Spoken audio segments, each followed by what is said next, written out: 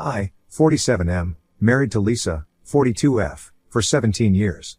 Though we lived as a couple for only about 7 years. A decade back, I caught Lisa cheating on me and she confessed that she had fallen out of love and wanted an open marriage. We have 2 kids, the elder was a toddler and the younger was still an infant when this happened. It was devastating for me. She said back-to-back pregnancy took a toll on her physical and mental well-being, so she wants to freshen up. Unfortunately, her way of relaxing was to bring different dicks to bed. Divorce was complicated at that point with 2 little kids and my meager income. I decided to let her get fucked while I moved upstairs of our duplex house. We became co-parents of our child. It wasn't as hunky-dory as it sounds. We separated with a lot of bitterness and name-calling. Mostly it was for me. Because she cheated. But eventually, we got caught up in work and life, and I moved on and mellowed down. Few months back, I met Kathy, 35F, at work. She's my junior at work. We vibed instantly. Bonding with her was the most natural thing to happen to me off late. It was no romantic relationship at the start. We hit off as understanding coworkers. Happened to spend time beyond work. Still as friends. It was only last month when we made out and I felt something special about her. Since then, she has been crashing at my place quite often, which is concerning my wife. Technically, Lisa is still my wife as we're still married. Lisa has gotten weird these days. Weird as in she is hanging around near me whenever Kathy and I are together. She commands authority like a wife. I had to remind her that we are separated and I get to do anything. Just the way she has been doing it for years. It's hard to describe what she has been doing, but let me try. One day Kathy and I were having dinner at my kitchen space. Lisa shows up and asks, "Can I join you guys?" It became a super awkward moment for both of us. Kathy and I looked at each other with astonished faces. Lisa sat down with her plate without even waiting for an answer. We had dinner sitting like strangers and smiling uninterested at Lisa's stupid and forced conversation. Our dinner was ruined, but I gave the benefit of doubt to Lisa that she was just trying to fit in. Then there was another instance where she acted bossy, trying to impose her rights as a wife. Kathy and I were upstairs watching a movie. Lisa barged in and asked me to come with her. I asked what's the matter and she was like, "Your kids need you. The younger one has a science project to complete and you need to help him." I was astonished because we had split the schoolwork for our kids. I get to assist the elder kid and she would do it for the younger one. I said I had already done my part for our elder son and this is on her. She got furious and yelled, "Is this kid not yours? Instead of helping him out, you are here lurking around." Such a dud. It led to a full-blown argument between Lisa and me. Kathy got awkward and excused herself and left. After that incident, Kathy told she won't be hanging out at my place. Though we are meeting at hers, but the thing is, why would I compromise on my life when I have never raised a finger on hers? She has been leading her life the way she wanted, bringing any Tom, Dick and Harry at the house, but I chose to look the other way. But when I have found someone to bond with, Lisa is acting bitch and deliberately trying to break it. I confronted her last day and she said she wasn't bothered about my closeness with Kathy.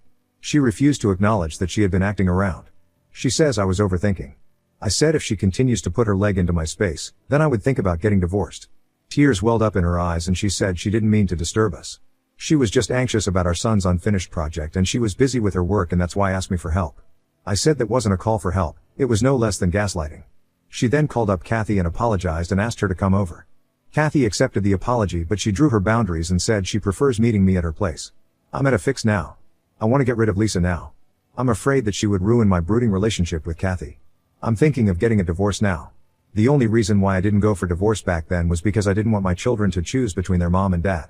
Now, I'm thinking whether I should get done with it and prioritize myself over everything else, even my children. Or should I wait few more years for my children to grow up and then make a move? Not sure if Kathy would wait for me until then. I'm still angry with Lisa and her decision to open the marriage. I'm also angry at myself for agreeing with her and not pushing back enough. Edit. Sorry for all the mumbo jumbo and missing information, particularly around Lisa's cheating and our separation dynamics. People are saying it's difficult to give any advice without this clarity. So, here's everything. It's gonna be long. You can skip this part if you aren't interested in knowing the history. This was like 10 years ago, so I might miss some details here and there. 4 months after the birth of our younger son, Lisa started acting up. She didn't let me come close. She said she didn't feel ready for sex. Pregnancy and breastfeeding have made her aversive to intimacy. I respected her decision, but she was also drifting apart emotionally. I suggested we seek a couple therapy, but she shrugged off, saying it was just her postpartum thing and would recover eventually. It was almost a year when I lost patience and confronted her that we need to address the elephant in the room. She either goes to therapy with me or tells me the truth, what's wrong. She gaslighted the situation that I was being insensitive and all those crap, but I didn't let it slide this time and dug out the truth. I snooped on her phone but didn't find anything concrete. She had deleted most of the chats and emails. I don't remember exactly how I got the cue, but one day she said she was going out shopping with her friends. I followed her car and found her cheating.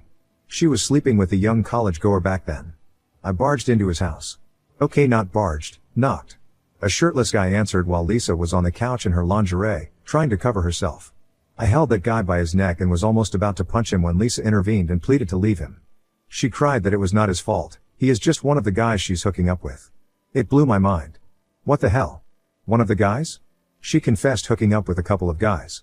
The guy standing in front of me had no idea what was happening or if she was married with kids. We came back home and I did all sorts of things which any man in my situation would do. No, not hitting, I'm a man of no violence. I called up her parents and revealed her truth in front of everyone. I insisted on a divorce. I even hired a lawyer and discussed the case. But as the situation progressed and the lawyer explained the reality, it shook me. There was no real gain for me except loss. As the children were tiny, they would need their mother. At most, I can get the joint custody, which would be again at the mercy of Lisa to let me meet them and dictate the terms. Yeah, of course I could knock the courtroom door if she doesn't comply with the court order, but how many times would a normal man want to get into this law and order thing? We live in a no-fault state, so no moral policing for her. I still have to pay alimony. Child support is anyway unavoidable. So basically, I take care of all the responsibilities as a dad, but I'm left at Lisa's mercy to spend time with my children. Lisa, on the other hand, was also against divorce. She suggested that instead of divorce, let's open our marriage and we can come back to each other whenever we want. I knew I never wanted her back, but divorce was unaffordable at that time. The only viable option was to separate and live as housemates and co-parent our children. So we did that. Though she chooses to call it open marriage or whatever the shit she wants, I consider this to be a dead plant and we are separated. In the last 10 years, Lisa have had many partners. Though she claims nothing serious with any of them, I believe she had at least 3 partners who were more than just physical. They came home, she went hiking and on vacations with them. It was no easy for me to see her getting knocked up. First her cheating and then her multiple partners banging her in our bedroom. We have a duplex house. I took the guest bedroom upstairs. The stairs leading to it have a passage through the back door. We had bought that house from an Asian couple who constructed this house to have their grown-up son living with them upstairs with privacy, but sadly the son moved out and the couple sold it to us as it was too big for them. The main entrance of the house opens in a living room with a huge closed kitchen with dining space, a master bedroom, and a storeroom which we made as our children's room. Upstairs, it was a guest room, the same size as the master bedroom, and the remaining space had a huge library sort of structure for reading and for hosting parties. That space leads to the top of the house where there is a small terrace. Since I was put upstairs, I was able to see most of the things happening down. Sometimes I wished I could shut my eyes, but for my children's sake, I remained vigilant. At the start, I also jumped into dating sprees, but after a couple of months, I felt hollow and meaningless. I stopped it. Instead, I focused on more meaningful stuff. I joined a badminton club and worked on my athletic body. I was a sports enthusiast in college, so I went back to pursuing field games on weekends. I joined a hiking club that organizes solo hikes every 2 months. It's like you cannot take your friend/spouse or anyone known. You go alone and there would be a bunch of other people who are also alone. So basically you hike with strangers. It was damn fun. I did that for 2 years continuously and now I do it only twice a year. I have had hookups here and there in these last 10 years, but no emotional affair and no long-term partners. Didn't feel that connection with anyone else. With Kathy, things are different. I feel happy around her. She's the woman I feel I can give love another chance. But the devil of my life has come hunting me down there as well. The current situation remains the same. Kathy refuses to come to my place. I'm worried that she would go distance from me and I don't want to lose her.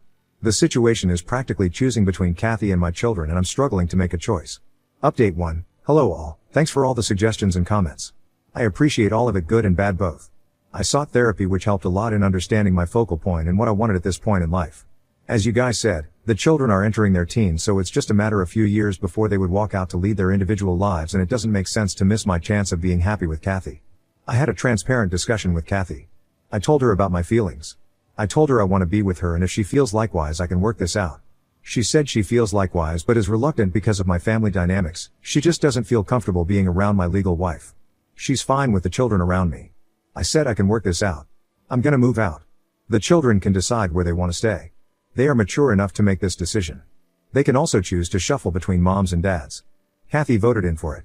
My therapist suggested children counseling where they could be made aware of our marital status in an age-appropriate manner. I told Lisa about the counseling thing and she flipped out. She said I was being selfish and nuts for dragging my children into this mess, that I'm messing up with their life by getting serious with Kathy and I should prioritize my family over my own selfish desires. I lost my shit at this. Really, Lisa? Are you the one giving these preachings of family and morals BS? What happened to your ethics when you were getting knocked up by different dicks while your children were still breastfeeding and rolling in their cribs? I asked her to back off and took the kids to the counselor. It was helpful. The children have received it well. They kinda appreciated that we were sticking along for so long for their sake. They also agree that I have the right to be happy for the rest of my life. I told Lisa I would be filing for divorce. She acted shocked and started sobbing. She said, "I thought we decided never to get divorced and be with each other throughout. Now when you found this woman, you are leaving your family to be with her." I have also met so many men who wanted to marry me, but I never traded off my married life for them. I said, "Stop trying to guilt trip me, this isn't helping. Cut the crap and sign the papers. I'll be paying for the children's education until college. You can keep the house and the car. That would be your alimony. I'll be moving out. I'm choosing my happiness over money because now I can afford it. Back then I couldn't." She cried and tried all means to talk me out of the divorce thing. She said I can move out and live with Kathy and remain married. I said I love Kathy and don't want her to be called my mistress. I know no one would name call her that way, but Lisa would. She can go any length to humiliate others. The papers should be in any day. I'm moving in with Kathy next month. I'm waiting for my children's annual exams to be over. I would be taking them for a trip and then I would move out. I would be relieved when all these get settled for all. Update 2. I tell you, this woman is a real bitch. As I mentioned in my last update, I was off for vacation with kids. This woman used this opportunity to pull off her evil plan. Lisa sobs her way to Kathy and asks her to back off. She told her that she's tearing apart our family and that our children would be suffering because of her. Lisa tried to guilt trip Kathy, but when Kathy didn't budge, Lisa said that I wasn't serious about her and Kathy was just a fling for me. Lisa is a shrewd and cruel woman. She knows very well how to play her cards. She knew I was in a low network zone with kids, so Kathy wouldn't contact me. And she didn't. Had she been any other woman, she would go crazy at this fling statement, but Kathy remained composed and waited for my return. She had the hotel number I was put up in, but she didn't disturb me. That's what I love about her. She's a secure woman despite my complex situation. When I returned home and got to know about Lisa's malicious move, I stormed to her door and gave her the yellings of her life. Should have done this earlier to get the shit out of her head. Her entitlement behavior has crossed all limits and now no one is gonna bear that. I have moved out of the house. My children have also decided to stay with me, but we don't have a spare room for them. So, I'm looking out for a bigger house to accommodate my children. Until then they are at their mom's. Lisa threw all kinds of tantrums when I was moving out. From guilt tripping to yellings, from gaslighting to sobbing and pleading, asking for another chance to be given to our relationship. I said our relationship was over 10 years ago. We were just housemates and co-parents. The reality is I have moved on from loving her. She's nothing to me. I love Kathy and want to spend the rest of my life with her.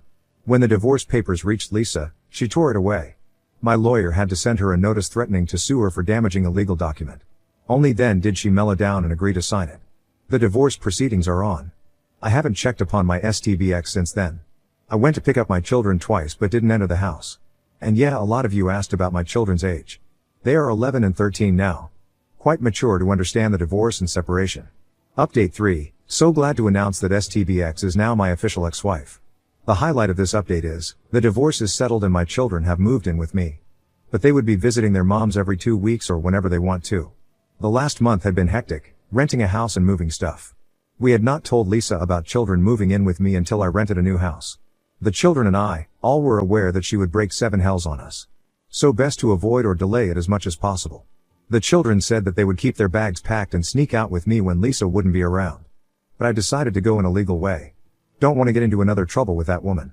As per our divorce clause, we have to give a 3-day notice to each other if we want to take our children for more than 2 days. So, I went home and told her that the children wanted to move in with me and I would be coming in 3 days to pick them up. As expected, she freaked out. Good for her that she didn't go violent, breaking things and all. It would have played better for us. But no, she chose the emotional way. Hugged the kids and cried, saying sorry for everything and asking them not to abandon her. She tried her best to emotionally manipulate them to stay with her, and she was even successful in doing that with the younger one. He said that he wants to stay with Mama. Kathy had told me that situations like this could brew and I should be prepared for their last minute back out. So, when he called, I said, "Cool, Dad loves you no matter what." But the elder son still stood solid to his decision to move out. I said, "Sure, I'll pick you up." I don't know what happened in between, but when I went to pick him up, both the boys were ready with their stuff. I hugged them both and shipped them away. I didn't ask them what happened there. It's already so traumatic for them. I don't want to scribble and torture them. Kathy and I are trying to make them comfortable at our house. We are involving them in setting up their room. Everything goes in there as per their taste. When the children were leaving the house, I was expecting Lisa to give her last try, but she had given up by then. She just sat there crying and sobbing. She hugged the boys tightly, told them how sorry she was about her behavior, and said she loves them and they were free to come back to Mama's whenever they wanted. She asked me if I had a minute for a coffee.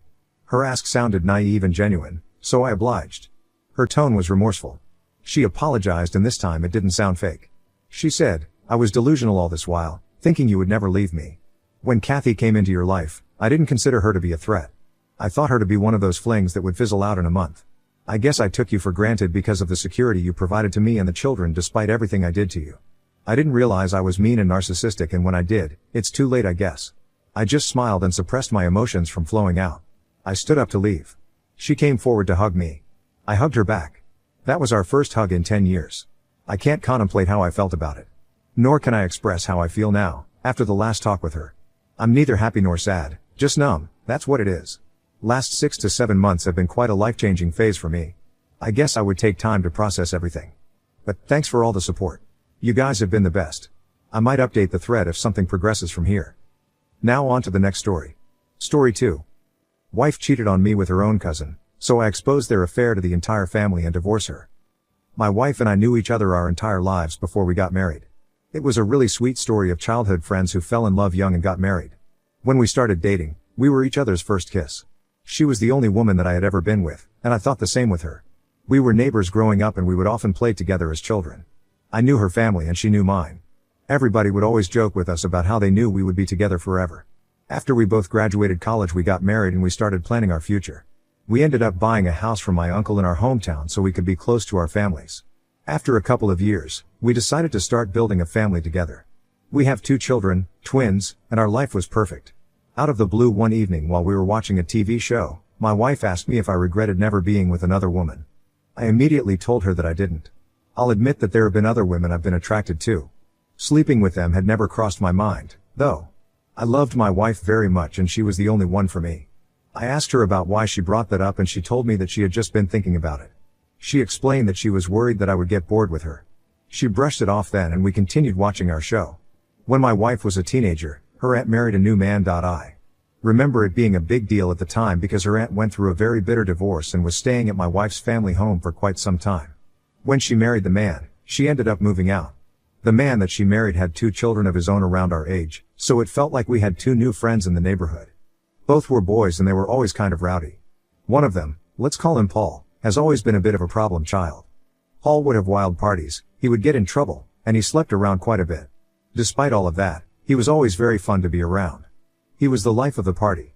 In his adult years, he's calmed down quite a bit. He had a good job and he was on the straight and narrow. His only major issue was his inability to remain in relationships. They always seemed to fail before they got too serious and Paul would get pretty beat up about it. Paul was dating a girl that he really liked and she ended up breaking up with him.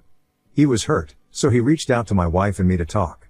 My wife, being the sensitive and caring woman that she was, went over to his house to make him dinner and listen to him. I didn't go because I didn't want to overwhelm him. I never expected that anything would happen between them. She came home later that night and when I asked her about what happened she was very evasive with her answers.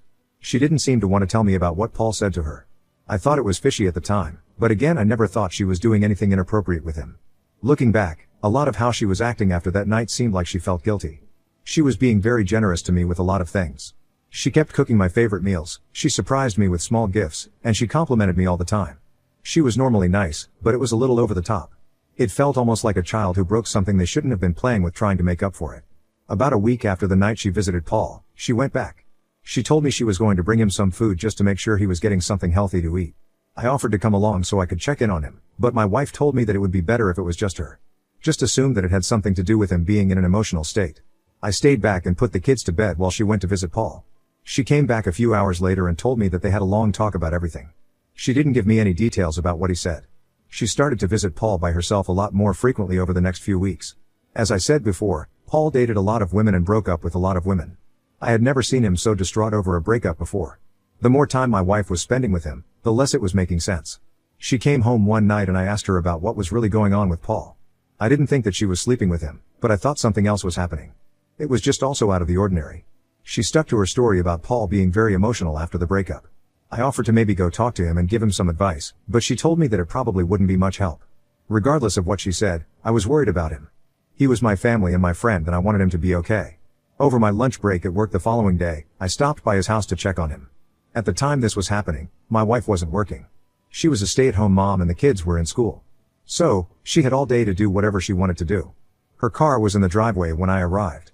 She didn't tell me she was going to visit Paul that afternoon, so I was a little surprised. I approached the door, ready to ring the bell and pop in to see what was going on. Before I even touched it, I could hear noises right on the other side of the door. It sounded like they were having sex and my wife was being pinned up against the door. I was frozen in place. That was absolutely the last thing I expected to see. I couldn't even believe it. I don't know why I did it, but I ended up calling my wife on the other side of the door. I heard her phone go off and I heard them both freeze for a moment while she looked at it and rejected the call. I heard some muffled conversation as Paul asked her if she was okay. My wife told him that it was just a little weird that I was calling in the middle of the day and that worried her. Paul made a joke about having something that could make her forget all about that. They started kissing again and they walked off somewhere else in the house. I stood outside for a few minutes contemplating what I wanted to do. I just caught my wife having sex with Paul. Paul was her cousin, not related by blood, but he was still very much a part of the family. It took me a few minutes before I put everything together. I knew right away that it was over between her and me. Our entire relationship, all of the years we knew each other, was going to be flushed down the toilet. I was going to divorce her, and I was going to get proof of what happened before doing so. I knew Paul had a spare key hidden under a rock by his house, so I grabbed it and let myself in. I could hear the noises coming from the bedroom and I made my way there. The door was wide open and I pulled my phone out to take a quick video of both of them. After about 30 seconds passed, I knocked on the door and both of them turned around to look at me. They tried to cover themselves up and explain what was happening. The absolute funniest part of this was my wife chasing me out of the house telling me she was only sleeping with him to help get his mind off the other woman. As if that made it okay? I was flabbergasted. I called off work for the rest of the day and sat in my car while I looked for a good divorce attorney online. I reached out to one and set up a meeting. While I waited for that, I went home and packed a bag to go stay at my parents' house while everything was figured out. I grabbed the kids from school and brought them along with me. My wife was blowing up my phone, but all I did was text her and let her know that I had the kids and they were safe, but I needed time away from her. The next time I saw her I was serving her with papers. That just wasn't enough for me though. She cheated on me with her own cousin, destroying our family. I wanted to get back at her for what she did. I thought about it quite a bit and I realized that not many people would be understanding of their relationship. Again, he wasn't a blood relative but he was still family. I crafted a heartfelt Facebook post explaining to everybody that after years of being together my wife and I were divorcing. I explained what happened, sparing very little detail I might add. A ton of family members commented saying that what she did was wrong and they were telling me how sour they were for what I went through. Later that same day, my wife and Paul both reached out to me and asked me to take the post down because they were getting very hateful messages from family and friends alike. I told them that I didn't have to take it down and I didn't plan on it. Both my wife and her cousin were pretty much barred from every family function that we had. They lost a ton of friends and pretty much everybody in our family shamed them for what they did. We lived in a small community and word travels fast, so when pretty much everybody in town heard that Paul slept with his cousin, it was a little more difficult for him to find new girlfriends. Both of them were humiliated by the post. My wife and I are divorced now and I was awarded the house and all of our assets because I purchased them all. She has received no spousal support from me and until she gets a job I have primary custody of the kids.